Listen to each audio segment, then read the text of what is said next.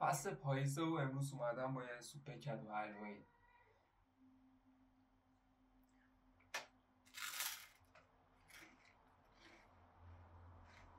نون توست بی‌نظیره، حتما درستش کنید. بری با هم درستش کنید. کدو حلوایی رو هیجان رو خورد میکنیم، پیازامون رو به صورت خلالی خورد میکنیم و داخل قابلمه میریزیم. سیر رو بهش اد میکنیم و کمی تفتش میدیم.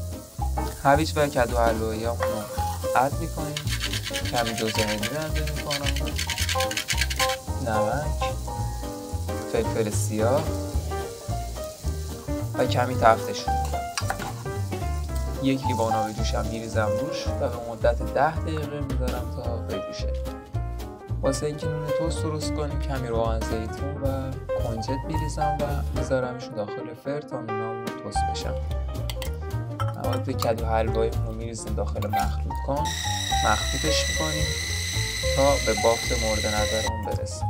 بعدش به قابلمه ادش میکنیم، آروم آروم شیر رو بهش اد میکنیم